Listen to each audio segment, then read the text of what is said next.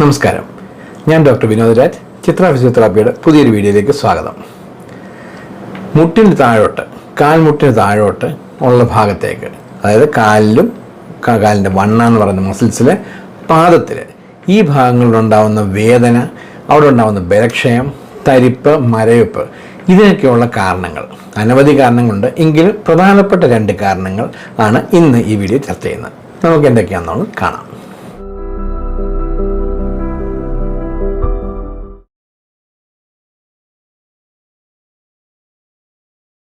കാൽമുട്ടിന് താഴോട്ട്, നേരത്തെ ഞാൻ പറഞ്ഞ പോലെ തന്നെ വണ്ണ ഭാഗം, അതായത് കാലിന് പിന്നിൽ കാണുന്ന മസിൽസ്, കാഫ് മസിൽസ് എന്ന് പറയുന്ന ആ ഭാഗം, അതുപോലെ കാലിൻ്റെ പാദങ്ങളിൽ ഒക്കെ ഉണ്ടാകുന്ന വേദന, പുകച്ചിൽ, അതുപോലെ തന്നെ തരിപ്പ്, സൂചി കുത്തുന്ന പോലെ തോന്നുക, ബലക്ഷയം സംഭവിക്കുക, ഇതിനൊക്കെ കാരണം അവിടേക്ക് വരുന്ന ഞരമ്പുകൾക്കുണ്ടാവുന്ന ക്ഷതമായിരിക്കാം, അല്ലെങ്കിൽ ഞരമ്പുകൾക്കുണ്ടാകുന്ന എന്തെങ്കിലും പ്രശ്നമാകാം. അപ്പോൾ അവിടേക്ക് വരുന്ന ഞരമ്പുകൾ വലിയ ഡീറ്റെയിൽ അനാറ്റമിയിലേക്ക് ഞാൻ പോകുന്നില്ല, എങ്കിൽ ജസ്റ്റ് ഒന്ന് സൂചിപ്പിക്കാം. നമ്മളുടെ ശരീരത്തിലെ ഏറ്റവും വലിയ നീളം കൂടിയ ഞരമ്പുകളിലൊന്നാണ് നെർവാണ് സയാറ്റിക് നെർവ്, നമുക്കെല്ലാം അറിയാം. അപ്പോൾ സയാറ്റിക് നെർവ് നമ്മൾ കാൽമുട്ടിൻ്റെ പിൻവശത്ത് വരുന്ന പോപ്ലിറ്റൽ ഫോസ എന്ന് പറയുന്ന ഭാഗത്ത് വരുമ്പോൾ രണ്ട് ഞരമ്പുകളായി അങ്ങ് മാറും. 2 ബ്രാഞ്ച് ഉണ്ടാകുന്നുണ്ട്. ഒന്ന് നമ്മൾ കോമൺ പെരോണിയൽ നെർവ് എന്നും മറ്റേ നമ്മൾ ടിബിയൽ നെർവ് എന്ന് പറയുന്നത്. ഈ 2 ബ്രാഞ്ചുകൾക്കുണ്ടാവുന്ന പ്രശ്നങ്ങളാണ് പ്രധാനമായിട്ടും ഇതിന് കാരണം. അപ്പം ഈ ബ്രാഞ്ചുകൾ വീണ്ടും ഡിവൈഡ് ചെയ്യുന്നുണ്ട്. അതിൻ്റെ സ്പർശനം തരുന്ന ബ്രാഞ്ചായിട്ടും, ചലനം തരുന്ന ബ്രാഞ്ചായിട്ടും, പിന്നെ സൂറൽ നെർവ് എന്ന് പറയും. അങ്ങനെ ഒരുപാട് ബ്രാഞ്ചസ് ആയിട്ട് മാറുന്നുണ്ട്. ഞാൻ അത്രയും ഡീറ്റെയിലേക്കൊന്നും പോകുന്നില്ല. എങ്കിലും ഞാൻ ഇത് ജസ്റ്റ് ഇങ്ങനെ 2 ഞരമ്പുകൾ ഈ സയാറ്റിക് നെർവിൻ്റെ ഭാഗത്തു നിന്ന് 2ആയി പിരിഞ്ഞു, പോപ്ലിറ്റൽ മുട്ടിന് മടക്കി വെച്ച് 2ആയി പിരിഞ്ഞ് കാലിൻ്റെ ഭാഗത്തേക്ക് സപ്ലൈ നടക്കുന്നുണ്ട്. അതിൽ ഈ പറഞ്ഞ ടിബിയൽ നെർവ് എന്ന് പറയുന്നത് നമ്മുടെ കാലിൻ്റെ പിൻവശത്ത് കാണുന്ന വലിയ മസിൽ, കാഫ് എന്ന് പറയുന്നത്, അതിൻ്റെ 2 മസിലുകളാണ്, ഗ്യാസ്ട്രോനിയംസും സോഡിയസും. ഈ 2 ബ്രാഞ്ചുകൾക്കും അതുപോലെ കാലിൻ്റെ വശങ്ങളിലൂടെ, ഏറ്റവും അത് വെളിവശത്ത് ചെറിയ വിരലിൻ്റെ ആ ഭാഗത്തോട് നമ്മൾ 2 കാലിൻ്റെ 2 സൈഡ് മുഴപ്പ് കാണുന്നുണ്ട്. മാലിയോസ്, ലാറ്ററൽ മാലിയോസ് എന്ന് പറയും. ആ മാലിയോസിന് തൊട്ടടിയിൽ വരുന്ന ഒരു ചെറിയൊരു ടണലുണ്ട്. ആ ടാസൽ ടണലിലൂടെ ഇതിങ്ങനെ കടന്ന് മുന്നോട്ട് പോയി ആണ് വിരലുകൾക്ക് അത് സപ്ലൈ കൊടുക്കുന്നത്. ഇതുപോലെ തന്നെയാണ് പെരോണിയൽ നെർവ് എന്ന് പറയുന്നത്. ഇത് കാലിൻ്റെ വശങ്ങളിലൂടെയാണ്, കാലിൻ്റെ വെളിയിൽ സൈഡിൽ നമ്മൾ മുട്ടുകളായിട്ടുള്ള സൈഡിൽ കൂടെ ഇത് കടന്നുപോയി ആ ഭാഗത്തേക്കുള്ള പേശികൾക്കും അതുപോലെ തന്നെ മുന്നോട്ട് വന്നിട്ട് പാദത്തിലേക്കുമാണ് സപ്ലൈ നൽകുന്നത്. അപ്പോൾ ഇതിൻ്റെ സപ്ലൈ ഈ ഭാഗങ്ങളിലൊക്കെ ആയതുകൊണ്ട് തന്നെ ഇതിനെന്തെങ്കിലും പ്രശ്നങ്ങൾ ഉണ്ടായിക്കഴിഞ്ഞാൽ തീർച്ചയായിട്ടും വരുന്ന വേദനയും കാര്യങ്ങളൊക്കെ ഈ മുട്ടിന് താഴോട്ടേക്ക്.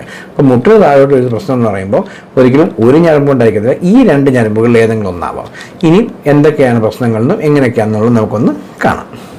ഇതിൽ നമുക്ക് ആദ്യം ഇനിയും ഈ ടിബിയൽ നെർവ് എന്ന് പറയുന്ന ഞരമ്പിൻ്റെ ഉണ്ടാകുന്ന പ്രശ്നങ്ങളുണ്ട് സംഭവിക്കാം. അപ്പോൾ ടിബിയൽ നെർവിന് സാധാരണ ഒന്നിൽ ആ ഞരമ്പിൽ നേരിട്ട്, അതായത് മുട്ടിൻ്റെ മടക്കിൽ എന്തെങ്കിലും ക്ഷതം നേരിട്ട് എന്തെങ്കിലും വന്നിടിക്കുകയോ തട്ടുകയോ ശക്തമായിട്ട് എന്തെങ്കിലും ഒരു ആക്സിഡൻറ്റോ ഫ്രാക്ചറോ സംഭവിക്കുകയാണെങ്കിൽ വരാം.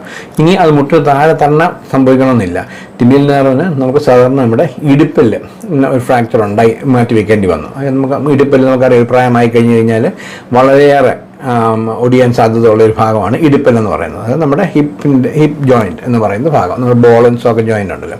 അപ്പോൾ ആ പ്രായമായ ആൾക്കാർക്ക് വളരെയേറെ കാണുന്ന ഒരു ഫ്രാക്ചറാണ്. കാരണം അവർ പലപ്പോഴും പ്രായമായവർ ഇരിക്കാൻ ശ്രമിക്കുമ്പം കസേര ഇരിക്കാതെ അവർ നേരെ താഴോട്ട് പോവുകയും പൃഷ്ഠം പിടിച്ച് ഇരിക്കുമ്പോഴേക്ക് പെട്ടെന്ന് തന്നെ, കാരണം അവിടെ ഒരു പ്രായത്തിന് ഒരു പ്രായം കഴിഞ്ഞ് കഴിഞ്ഞാൽ നമ്മളുടെ ആ ഹിപ്പ് ജോയിൻറ്റിൻ്റെ ആ ഭാഗത്തുള്ള നമ്മുടെ തുളയലിൻ്റെ ഏറ്റവും മണ്ടവശം നെക്കിന് ഭാഗത്തേക്കുള്ള രക്തോട്ടം അങ്ങ് നിൽക്കും.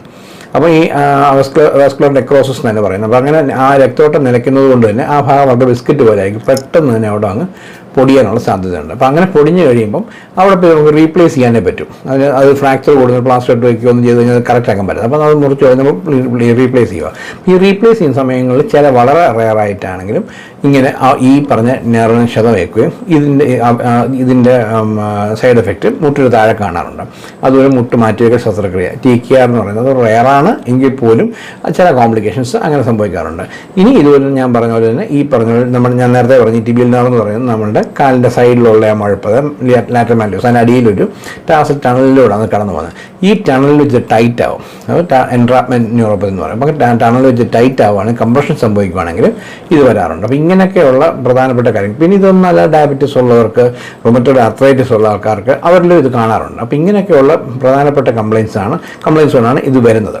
ഇനി ഈ ടിബിയൽ നെർവിന് സംഭവിക്കുമ്പോൾ കാണുന്ന ലക്ഷണങ്ങൾ എന്ന് പറഞ്ഞു കഴിഞ്ഞാൽ നമ്മളുടെ കാലിൻ്റെ ഉപ്പൂറ്റി ഭാഗത്ത് വേദന, കാലിൻ്റെ വണ്ണയിൽ, അതായത് ഈ കാഫ് മസിൽസ് നല്ല സിവിയർ പെയിന്, അതുപോലെ ബലക്ഷയം സംഭവിക്കും. ബലക്ഷയം എന്ന് പറയുമ്പോൾ ഈ കാല് താഴേക്ക് ആക്കാൻ ബുദ്ധിമുട്ടായിരിക്കും അവർക്ക് മുകളിലേക്കല്ല, അവർക്ക് താഴേക്ക്, പ്ലാന്റാർ ഫ്ലെക്സ് ചെയ്യാമെന്ന് പറയും. പ്ലാന്റാർ ഫ്ലെക്സ് ചെയ്യാൻ അവർക്ക്, അതായത് വിരലുകൾ താഴേക്ക് ആക്കാൻ പറഞ്ഞു കഴിഞ്ഞാൽ അവർക്ക് കാലിൻ്റെ പാദത്തിൽ ഈ ഒരു മൂവ്മെൻറ്റ് അവർക്ക് കുറവായിരിക്കും. അപ്പോൾ അത് അങ്ങനത്തെ ഒരു മൂവ്മെൻറ്റ്. റെയറായിട്ടാണെങ്കിലും ഫുഡ് ഡ്രോപ്പ് സംഭവിക്കാറുണ്ട്. ഫുഡ് ഡ്രോപ്പ് എന്ന് പറയുമ്പോൾ മേപ്പോട്ട് പോകാൻ പറ്റാത്ത അവസ്ഥ. പക്ഷേ കൂടുതലും ടിബിയൽ നെർവുകാർക്ക് ഈ ഡോസിഫ്ലെക്ഷനാണ് പ്രയാസം വരുന്നത്. അപ്പോൾ അങ്ങനെയുള്ള ബുദ്ധിമുട്ട് വരാറുണ്ട്. അപ്പോൾ ഇങ്ങനെയുള്ള സിംറ്റംസ്, പിന്നെ ഈ പറഞ്ഞാലും പാദത്തിലെല്ലാം തന്നെ സിവിയറായിട്ടുള്ള പുകച്ചിൽ, നല്ല എരിച്ചിൽ, ഇങ്ങനെയുള്ള സിംറ്റംസും കാണിക്കാറുണ്ട്. അപ്പോൾ ഇതൊക്കെയാണ് ഈ ടിബിയൽ നെർവ് വന്നു കഴിഞ്ഞാൽ ഉള്ള കോംപ്ലിക്കേഷൻസ്. ഇനി കോമൺ പെറോണൽ നെർവ്, ഞാൻ നേരത്തെ പറഞ്ഞത് തന്നെ നമ്മൾ ഇതിൻ്റെ സൈഡിൽ വേറൊരു ബ്രാഞ്ച്, അത് സൈഡിൽ കൂടെ പോകുന്ന മസിൽസിലാണ് അത് സപ്ലൈ ചെയ്യുന്നത്. സൈഡിൽ പെറോണിയൽ കമ്പാർട്ട്മെൻറ്റ് എന്ന് പറയും.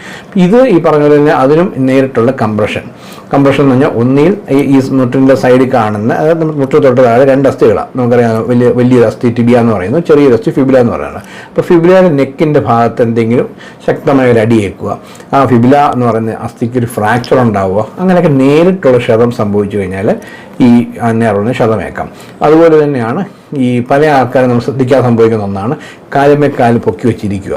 അതായത് നമ്മൾ ക്രോസ് ലെഗ് സിറ്റിംഗ് എന്ന് പറയും. ക്രോസ് ലെഗ് സിറ്റിങ്ങിൽ ഒരുപാട് പേർക്ക് തന്നെ ഈ നെർവിന് കംപ്രഷൻ വരാറുണ്ട്. അങ്ങനെ പിന്നെ നമ്മൾ തിങ്ങി നിറഞ്ഞൊരു വണ്ടിയിലൊക്കെ പോകുമ്പോൾ ഈ സൈഡ് പ്രസ് ചെയ്യാതിരിക്കുമ്പോൾ അങ്ങനെ കംപ്രഷൻ വരാറുണ്ട്. അപ്പോൾ അങ്ങനെ നേരിട്ട് ഈ ഞരമ്പിന് ഉണ്ടാകുന്ന കംപ്രഷൻ ഒരു റീസണാണ്. പിന്നെ ഞാൻ ഈ പറഞ്ഞത് ടൈറ്റ് ആയിട്ടുള്ള പ്ലാസ്റ്റർ കാസ്റ്റ്, പലപ്പോഴും മുട്ടിന് താഴെ ഫ്രാക്ചർ സംഭവിക്കും, പ്ലാസ്റ്റർ കാസ്റ്റ് വരാറുണ്ട്. അപ്പോൾ ആ പ്ലാസ്റ്റർ കാസ്റ്റ് ടൈറ്റായിട്ടിരിക്കുകയാണെങ്കിലും ഇത് സംഭവിക്കുകയാണ്. അപ്പോൾ ഇങ്ങനെയുള്ള കംപ്രഷന്, ട്രോമ, പിന്നെ ഈ നേരത്തെ മറ്റേ ഞരമ്പിൻ്റെ കാര്യം പറഞ്ഞാൽ ഡയബറ്റീസ് ഉള്ളവർക്കും റൊമറ്റോയ്ഡ് ആർത്രൈറ്റിസ് ഉള്ളവർക്കും ഇവർ സെക്കൻഡറി കോംപ്ലിക്കേഷൻ റെയറായിട്ട് കാണാറുണ്ട്.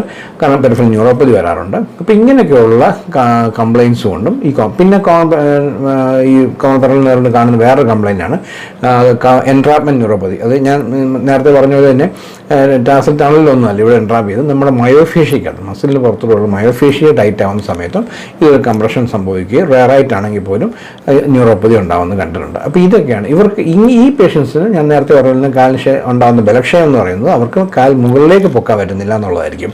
അത് പാദം ഇങ്ങനെ അവർക്ക് പൊങ്ങത്തില്ല. അപ്പോൾ അതാണ് ഈ കംപ്ലയിൻറ്റ്. അപ്പോൾ അതുകൊണ്ട് തന്നെ ഈ ഒരു സിംറ്റം അല്ലെങ്കിൽ ഈ ഒരു നെർവിൻ്റെ കോംപ്ലിക്കേഷൻസും സയാറ്റിക് അല്ലെങ്കിൽ ഡിസ്ക് ബൾജ് ഉള്ള ആൾക്കാരിലും കാണാറുണ്ട്. ഡിസ്ക് ബൾജ് ഉള്ള ആൾക്കാരിൽ പലപ്പോഴും ഇത് ഈ ഒരു ലെവലിൽ കാലിൻ്റെ തള്ളവിരൽ പൊങ്ങുന്നില്ല അല്ലെങ്കിൽ പാദം പൊങ്ങുന്നില്ല എന്നുള്ള ലക്ഷണങ്ങൾ പലപ്പോഴും കാണാറുണ്ട്. അപ്പം ഞാൻ ഇതിന് മുമ്പ് ഡിസ്കിൻ്റെ കംപ്ലയിൻസിൽ ഞാൻ പറഞ്ഞിട്ടുണ്ട്, ഈ കാലിൻ്റെ പാദം പൊങ്ങുന്നില്ല എന്ന് പറയുമ്പോൾ സീരിയസ് ആയിട്ട് കാണേണ്ട ഒരു സിംറ്റമാണെന്നുള്ളത്. ഇതൊക്കെയാണ് പ്രധാനമായിട്ട് ഈ 2 ഞരമ്പുകൾക്ക് ക്ഷതം വഹിക്കുന്ന രീതികളും ക്ഷതം വഹിക്കുമ്പോൾ കാണുന്ന ലക്ഷണങ്ങളും. ഇനിയും ഇതിൻ്റെ ചികിത്സ എന്ന് പറയുമ്പം ഞാൻ സർജറി അങ്ങനെയുള്ള കാര്യങ്ങളിലേക്കൊന്നും പോകുന്നില്ല. ഇത് കണ്ടുപിടിക്കുന്ന സാധാരണ ഫിസിയോതെറാപ്പിസ്റ്റ് എക്സാമിൻ ചെയ്ത് കണ്ടുപിടിക്കാം. ഇല്ലെങ്കിൽ ന്യൂറോളജിസ്റ്റിനും മറ്റും കാണുകയാണെങ്കിൽ അവർക്ക് NCS നെർവ് കണ്ടക്ഷൻ സ്റ്റഡി വഴി അത് കണ്ടുപിടിക്കാറുണ്ട്. അപ്പം ഈ നെർവിൻ്റെ ക്ഷതം എത്രത്തോളം ഉണ്ട്, അളവ് എത്രത്തോളം ഉണ്ടെന്നുള്ളത് നമുക്ക് ഈ സൈസ് ടെസ്റ്റുകളിലൂടെ കണ്ടുപിടിക്കാൻ പറ്റും. ഇനി ഇത് കണ്ടുപിടിച്ച് കഴിഞ്ഞാൽ ട്രീറ്റ്മെൻറ്റ് എന്ന് പറയുമ്പോൾ സർജിക്കൽ കറക്ഷനും മെഡിക്കേഷൻസ് ഒന്നും ആ ഭാഗത്തേക്ക് ഞാൻ പോകുന്നില്ല. ഫിസിയോതെറാപ്പി ഒരു ഭാഗം പറയുകയാണെങ്കിൽ ഫിസിയോതെറാപ്പിക്ക് നിർണായകമായ റോളാണ് ഈ 2 നെർവിൻ്റെ കണ്ടീഷനിലും ഉള്ളത്. അത് നമുക്കെന്ന് പറയുമ്പോൾ ഒന്ന് നെർവിനെ സ്റ്റിമുലേറ്റ് ചെയ്യിക്കാം. അപ്പോൾ നമുക്ക് ഏത് നെർവാണ് അത് ഏത് ബ്രാഞ്ചാണെന്നുള്ളത്. അപ്പോൾ കാരണം ഈ 2 ഞരമ്പുകൾക്കും 2 ബ്രാഞ്ചസ് ഉണ്ട്. ബ്രാഞ്ചസ് എന്ന് പറഞ്ഞാൽ 2 തരത്തിൽ, ഒന്നെന്ന് പറഞ്ഞാൽ ഒരു മോട്ടോർ നെർവും മറ്റേ മോട്ടോർ ബ്രാഞ്ചും മറ്റേ ക്യൂട്ടേനസ് ബ്രാഞ്ച് എന്ന് പറയും. അതായത് നമുക്ക് ചലനം തരുന്ന പേശികളുടെ ചലനം തരുന്ന ഒരു ബ്രാഞ്ചും ഉണ്ട്, സ്പർശനം തരുന്ന ബ്രാഞ്ചും ഉണ്ട്. അപ്പോൾ അതുകൊണ്ട് തന്നെ ഈ 2 ബ്രാഞ്ചുകൾക്കും ഇതിലേതിനാണ് കൂടുതൽ പ്രശ്നമുണ്ടെന്ന് കണ്ടുപിടിച്ചാൽ ചിലപ്പോൾ 2ലും ഒരുപോലെ പ്രശ്നം വരാം. അപ്പോൾ അതനുസരിച്ചിട്ടായിരിക്കും ഫിസിയോതെറാപ്പി ഇലക്ട്രോതെറാപ്പി മൊഡാലിറ്റീസ് യൂസ് ചെയ്യുന്നത്. നമുക്ക് ഒരുപാട് തരം കറണ്ടുകളുണ്ട്, NEMS, EMS, അങ്ങനെ ഒത്തിരി ടൈപ്പ് ഓഫ് ഫാരഡിക് കറണ്ട്സ്. അപ്പോൾ ഏത് ടൈപ്പ് ഓഫ് കറണ്ട് ആണോ അനുയോജ്യമായിട്ടുള്ള അല്ലെങ്കിൽ ക്ഷതത്തിൻ്റെ ആഘാതത്തെ അനുസരിച്ച് അല്ലെങ്കിൽ ക്ഷതത്തിൻ്റെ കാലപ്പഴക്കത്തെ അനുസരിച്ച് നമ്മൾ നിർണ്ണയിച്ചിട്ട് ആ ടൈപ്പ് ഓഫ് കറണ്ട് കൊടുത്ത് നെർവിനെ സ്റ്റിമുലേറ്റ് ചെയ്യുക എന്നുള്ളതാണ് മോട്ടോർ ബ്രാഞ്ച് ആണെങ്കിൽ. നേരെ മറിച്ച് ക്യൂട്ടേനസ് സ്പർശനം തരുന്ന ഭാഗം, ഈ പറഞ്ഞ പുകച്ചിലാണ് അല്ലെങ്കിൽ സൂചി കുത്തുന്ന പോലെ തോന്നുകയാണ്, തരിപ്പാണ്, മരവിപ്പാണ്, അങ്ങനെയൊക്കെയുള്ള അനസ്തെറ്റിക് ആയിട്ട് കുറേ ഭാഗത്തേക്ക് സ്പർശനം നഷ്ടപ്പെടുന്നു. അപ്പോൾ ഇങ്ങനെയൊക്കെയുള്ള ഭാഗത്താണ് നമ്മൾ ടെൻസ് എന്ന് പറയുന്ന അങ്ങനത്തെ തെറാപ്പി ആയിരിക്കും നമ്മൾ യൂസ് ചെയ്യുന്നത്. ഇനി ഇത് മാത്രമല്ല, ഞാൻ ഈ നേരത്തെ പറഞ്ഞ ടൈറ്റ് ആയിട്ടുള്ള സ്ട്രക്ചേഴ്സ് ഉണ്ടെന്നുണ്ടെങ്കിൽ മയോഫേഷ്യൽ ടൈറ്റ്നസ് ഉണ്ടെങ്കിൽ മയോഫേഷ്യൽ റിലീസ് നമ്മൾ ചെയ്യണം. ടോട്ട് ബാൻഡ്സോ മയോഫേഷ്യൽ നോളീസോ മറ്റോ ട്രിഗർ പോയിന്റ്സ് ഉണ്ടെങ്കിൽ ട്രിഗർ പോയിന്റ്സ് റിലീസ് നമ്മൾ ചെയ്യണം. ഇതുപോലെ തന്നെ മസിൽ ടൈറ്റ്നസ് ആണെന്നിരിക്കട്ടെ, മസിൽ ടൈറ്റ്നസ് ആണെങ്കിൽ നമ്മൾ സ്ട്രെച്ചിങ് നമ്മൾ കൊടുക്കണം. അപ്പം ഇങ്ങനെയുള്ള ആദ്യം ഇതിനെ ശല്യം ചെയ്യുന്ന കാര്യങ്ങൾ ഓരോന്നോരോന്നായിട്ട് ഇല്ലാതാക്കിയതിന് ശേഷം നമ്മൾ എക്സസൈസിലേക്ക് പോകും. എക്സസൈസ് ഈ പറയുന്നത് സ്ട്രെങ്തനിങ് എക്സസൈസ് ആയിരിക്കും. നമ്മൾ ബലം വരാൻ വേണ്ടിയുള്ള എക്സസൈസ് കൊടുക്കും. അപ്പോൾ അത് പിന്നെ ചിലർക്ക് ബാലൻസ് എന്ന പ്രയാസമാണ്. അപ്പോൾ ബാലൻസിങ് എക്സസൈസ് നമ്മൾ കൊടുക്കും, സ്ട്രെങ്തനിങ് എക്സസൈസ് നമ്മൾ കൊടുക്കും. ചിലർക്ക് നടക്കാൻ ബുദ്ധിമുട്ട് കാണുമ്പോൾ അത് ഗെയ്റ്റ് ട്രെയിനിങ് നമ്മൾ കൊടുക്കും. അപ്പോൾ അങ്ങനെ ഫിസിയോതെറാപ്പിക്ക് നിർണായകമായ റോളാണ്. വളരെ റയറായിട്ടാണെങ്കിൽ ഇതിന് ചില ആൾക്കാർക്ക് ഇതിനോടൊപ്പം തന്നെ ഹെൽപ്ഫുൾ ആയിട്ടുള്ള ഓർത്തോട്ടിക്സ് വേണ്ടി വന്നേക്കും. അപ്പോൾ അങ്ങനെയുള്ള ഇതിനെ സപ്പോർട്ട് ചെയ്യുന്ന കാലിലിടുന്ന സ്പ്ലിൻറ്റോ അങ്ങനത്തെ എന്തെങ്കിലും ഓർത്തോട്ടിക് സപ്പോർട്ട് നമ്മൾ കൊടുത്തുകൊണ്ട് ആയിരിക്കും നമ്മൾ കൂടുതൽ ട്രെയിനിങ് കൊടുക്കുന്നത്. അപ്പോൾ ഇങ്ങനെ ഫിസിയോതെറാപ്പിക്ക് നിർണായകമായ റോളാണ്. അപ്പം ഇതൊക്കെയാണ് നമ്മൾ ഈ ഞരമ്പ് ക്ഷതമേൽക്കുമ്പോൾ വരുന്ന ലക്ഷണങ്ങളും വരുന്ന ട്രീറ്റ്മെൻറ്റ് രീതികളും. അപ്പം മുട്ടിന് താഴോട്ട് വരുന്ന പേശികൾക്കുള്ള ബലക്ഷയം, പേശികൾക്കുള്ള തരിപ്പ്, മരവിപ്പ് ഒക്കെ എന്താണെന്ന് ഏതാണ്ടൊരു ധാരണ വന്ന് കാണുമായിരിക്കും. ഇത് കുറേ ഡീപ്പായിട്ട് വലിയ ടോപ്പിക്കാണ്. ഞാനെങ്കിലും വളരെ ബ്രീഫായിട്ട് മനസ്സിലാക്കാൻ പറഞ്ഞത്. കാരണം നമ്മൾ ഈ ലക്ഷണങ്ങൾ കാണുമ്പോൾ നിസ്സാരമായി കാണരുത്. പ്രായത്തിൻ്റെ അല്ലയോ അല്ലെങ്കിൽ അത് ഒരു മരവിപ്പായിരിക്കും, അങ്ങനെ കാണാതെ ഇതെന്തുകൊണ്ടാണെന്ന് കണ്ട് നേരത്തെ കണ്ട് ചികിത്സിക്കാമെന്നുണ്ടെങ്കിൽ, കാരണം കാലാകാലങ്ങൾ വെച്ചുകൊണ്ടിരുന്നു കഴിഞ്ഞാൽ നമുക്കിത് റിക്കവറിയുടെ പ്രോഗ്നോസിസും വളരെ കുറവായിരിക്കും. അപ്പോൾ അതുകൊണ്ട് തന്നെ നേരത്തെ തന്നെ നല്ല ഫിസിയോതെറാപ്പിസ്റ്റിനെയോ ഡോക്ടറെ കണ്ട് നിങ്ങൾ രോഗം എന്താണെന്ന് നിർണ്ണയിച്ച് ചികിത്സ എടുക്കേണ്ടതാണ്. ഈ വീഡിയോ നിങ്ങൾക്ക് പ്രയോജനപ്പെട്ടെന്ന് തോന്നുന്നെങ്കിൽ ഇത് ലൈക്ക് ചെയ്യുക. ഇതുപോലത്തെ ഈ വീഡിയോ ആദ്യമായി കാണുവാണെങ്കിൽ, ചാനൽ ആദ്യമായി കാണുന്നവരാണെങ്കിൽ മറക്കാതെ ഈ ചാനൽ സബ്സ്ക്രൈബും ചെയ്യുക. മറ്റൊരു വീഡിയോ ആയിട്ട് വീണ്ടും കാണാം. അതുവരേക്കും ബൈ.